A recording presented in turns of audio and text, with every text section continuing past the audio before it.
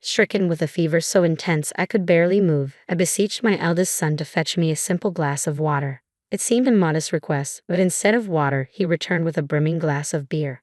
In his carelessness, he spilled it over me, the fevered patient in bed. From the doorway, mocking laughter echoed. His wife, amused and clapping, joined in. My son, chuckling, held up the empty cup. Through the haze of illness, the scene seared into my mind with painful clarity. Clean up the house before we get back, okay? I endured the lump in my throat to ensure they heard me. Yes, I'll clean, I managed to say. My name is Helen, a 73-year-old housewife. My husband George, at 75, now retired, found joy teaching calligraphy to children at the local community center. Calligraphy had been his lifelong passion, and seeing him pursue it with daily enthusiasm brought me great happiness. We have 2 sons. Our younger son is married with 2 young children. However, our 44-year-old eldest son remains unmarried, living at home. He sporadically works nights at a convenience store, contributing nothing financially while leading a lax existence. Despite our admonitions, he remains indifferent. Neither gambling nor debt plagues him, and gradually, my husband and I ceased our futile warnings.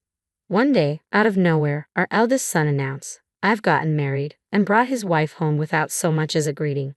She entered as if it were the most natural thing, and from that moment on, I found myself preparing meals not just for my son, but for his wife as well. I didn't mind cooking for her, but she never lifted a finger to help or clean up. There were no thank yous, only demands like a cup of coffee after dinner. Unable to bear it any longer, my husband sternly confronted our son and his wife, who ceased their unreasonable requests in his presence. Yet behind my husband's back, she persisted with demands like, "Mother-in-law, please take this dress to the cleaners for me." I felt her demands were excessive and selfish. When I tried to address it, my son intervened, dismissing it as a minor inconvenience. However, our son contributes nothing financially to the household, even though we support him and his wife. I found the demands unreasonable and debated discussing it with my husband. Hoping to avoid family conflict, I hesitated and waited. Once again today, I found myself at the cleaners fulfilling my daughter-in-law's request. My husband and I frequently visit our younger son's family in Canada, typically twice a year. We planned another visit during the upcoming week-long federal holiday. Our grandchildren there adore us, and we've already bought their favorite toys as gifts, planning to pick up a roll cake as a special treat on the way. When we visit our younger son's family, we often opt for the sleeper train over a plane, savoring the scenic journey at a leisurely pace. While the aerial view is stunning, the train ride, now that we have more time, brings a deeper sense of calm. The day before our departure, feeling unusually excited, I bid farewell to my husband as he headed to his regular calligraphy class and set off for some shopping.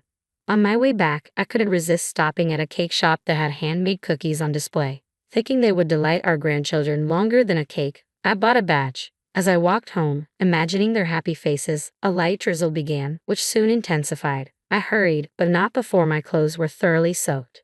I decided to seek refuge at a nearby convenience store, purchasing an umbrella to shield myself from the downpour. Arriving home, I was eager for a warm bath to ward off the chill. Just as I was about to indulge, my eldest son's wife entered abruptly. "Helen, are you about to bathe? I need to go out. Let me use the bath first. Could you start dinner early?" With that, she closed the bathroom door.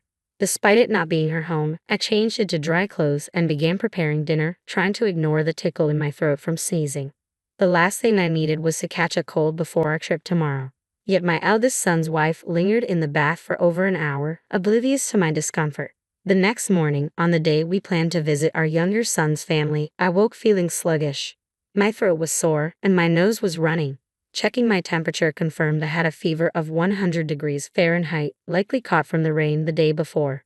Reluctantly, I asked George to go alone this time, not wanting to risk passing my cold to the grandchildren. George suggested canceling the visit, but with sleeper train tickets in hand and gifts already bought, I insisted he go.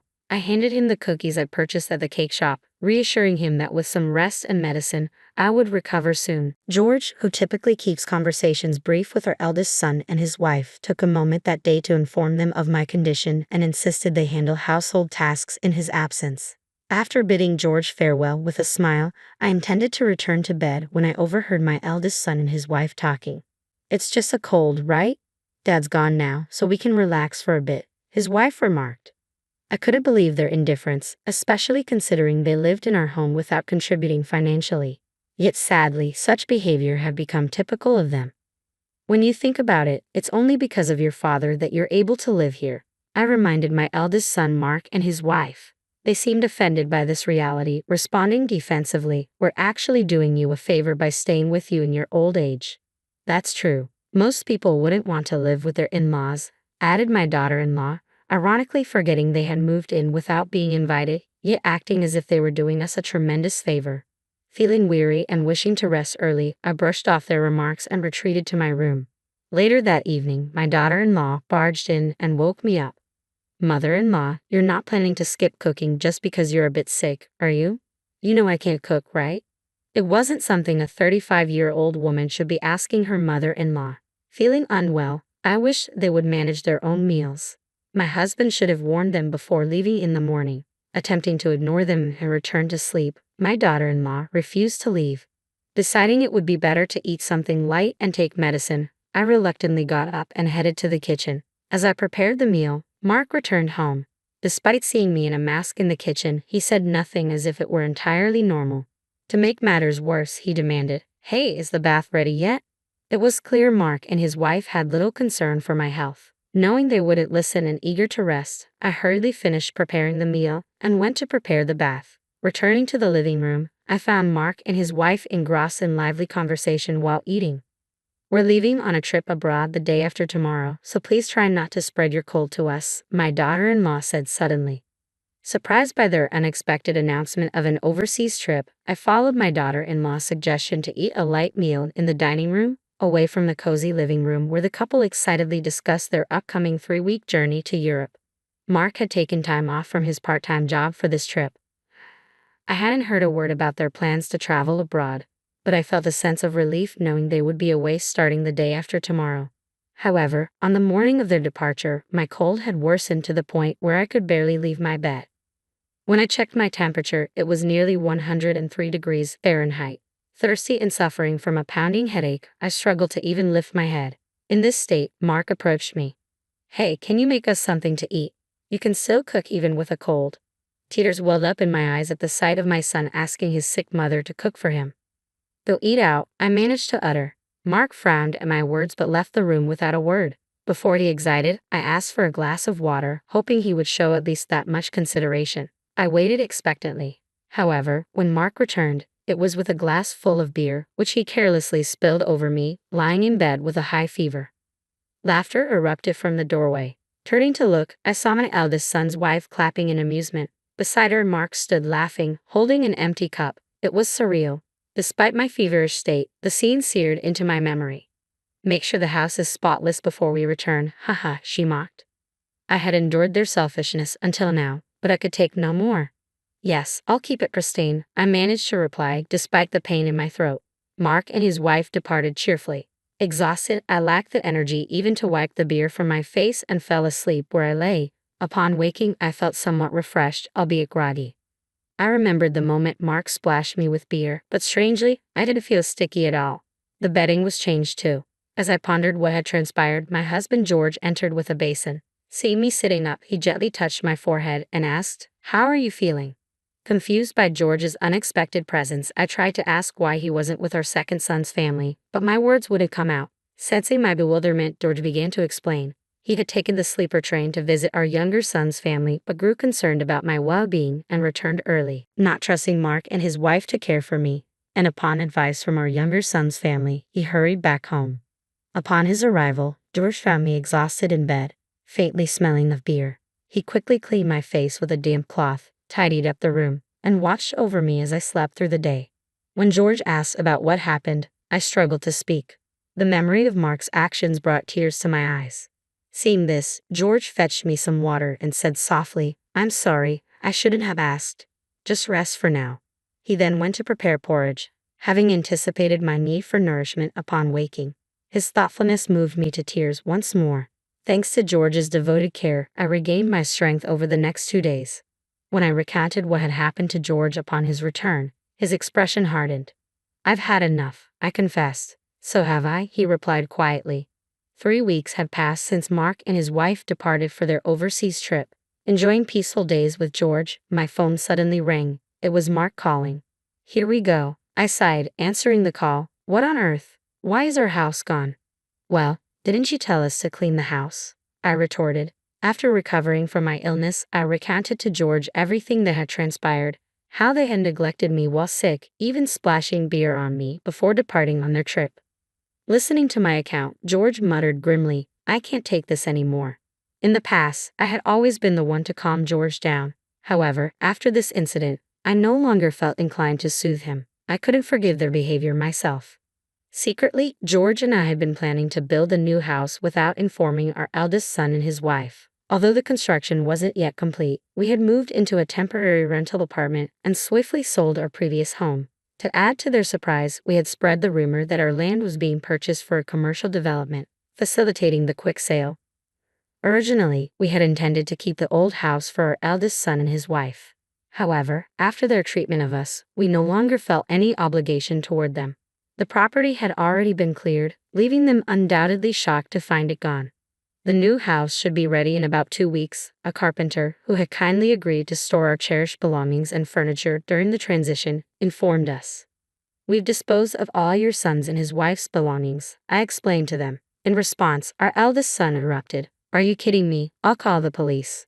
In the background, his wife joined in shouting. At that moment, George took the phone from my hand and switched it to speaker mode. All of your belongings are gone, he stated firmly. Go ahead, call the police, we will too. You threw beer at your sick mother and then went on a vacation abroad. You even made her do housework while she was ill. Who do you think is in the wrong here? It's not us. George's demeanor was resolute as he addressed our eldest son, his voice low and firm. This isn't about that. Selling the house was our decision. As for where we'll live, that's our concern. Where are you staying now? Our son shot back angrily. This house was ours to sell, and as of now, you're no longer our son. Don't contact us again, George concluded before hanging up.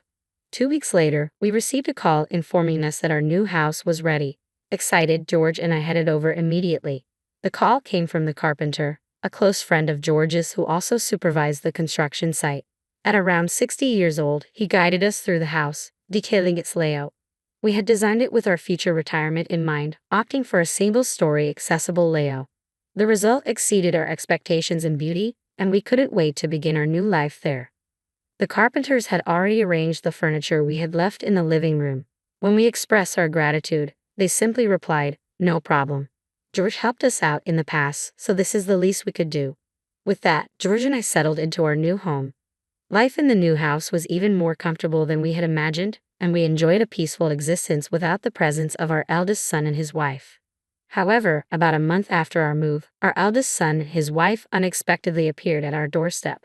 Neither George nor I had disclosed our new address to them, and our second son, Mark, and his wife were unaware as well. They must have hired a detective or employed some other means to track us down after we had explained the situation to them. Hey, it's not fair for you to sell the house, dispose of our belongings, and move to such a nice place on your own. As your eldest son, I have every right to live here, don't I? Our son stood before us, glittering, holding large bags in his hands. We had planned to cut ties with them, but we were taken aback to find our eldest son and his wife clearly intending to move in. Just then, noises came from the back of the house. What are you doing here? After taking over our home, how dare you demand such a thing? I exclaimed, blocking their path as they attempted to enter. As tensions rose, the front door suddenly swung open. Huh? Mark, what are you doing here? Stephen exclaimed in disbelief. Beside him, his wife and their 2 grandchildren had come to visit, having just completed their move into the new house. After a relaxing afternoon at home, Stephen's family had ventured out to a nearby convenience store. Who are they? Are they bad people? Asked 5th grader Sophia innocently. The husband, who had been on the verge of sending Mark and his wife away, suddenly had an idea. Since Stephen's family is staying for a week, you 2 can stay here as well. But I won't allow you to stay indefinitely, he stated firmly, welcoming everyone inside. In the living room, Mark and his wife settled on the sofa. Phew, I'm exhausted. Mom, could I get some coffee? Mark requested casually. I take mine black, added Stephen's wife, taken aback by the unexpected demand. The grandchildren, observing this, rushed over to Mark and his wife. Why can't you do that yourselves? Even though we're kids, we pour our own drinks, one of the grandchildren remarked innocently, making Mark's wife uneasy. She went to pour her own coffee, but the children's questions continued. Why can't you cook? My mom can make anything, and why don't you clean up after yourselves? My dad and I always clear the plates after meals. My sister and I do it too. The grandchildren pointed out, influenced by their responsible upbringing under Stephen's wife's care. Stephen himself didn't leave everything to his wife.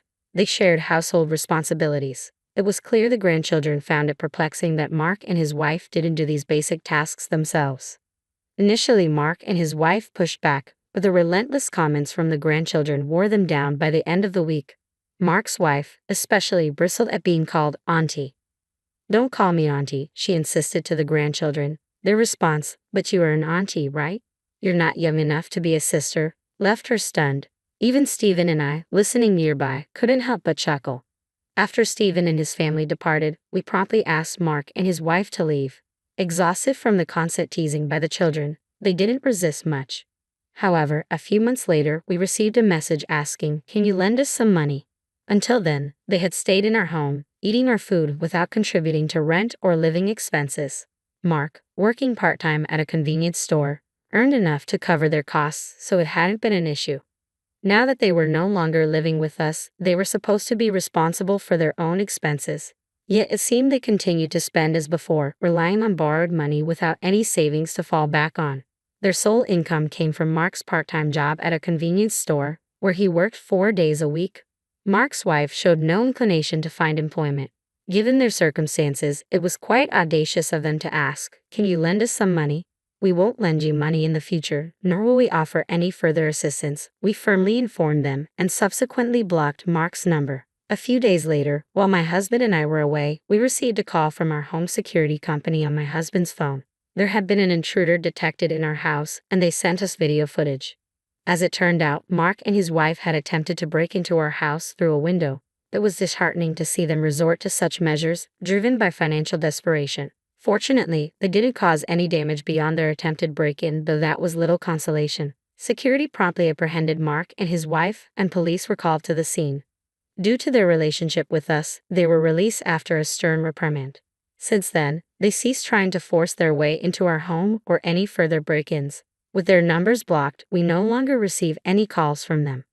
According to Stephen, our second son, he also received a plea for money from Mark. It appeared Mark had borrowed money from loan sharks and was now evading them due to inability to repay. "You reap what you sow. Deal with your debts on your own," Stephen firmly responded, promptly blocking Mark's number. As for what became of Mark and his wife thereafter, we decided to let go of thoughts about those who had callously treated us, especially during the incident with the beer. With no further ties to Mark and his wife, my husband and I are relishing our peaceful daily lives. Previously, my husband taught calligraphy classes at a nearby community center, but now, he teaches from a dedicated space we've set up at home. When Stephen and his family visit, the grandchildren and other children enjoy joining in calligraphy classes together, bonding and making new friends. These tranquil days are a blessing, and we cherish each moment.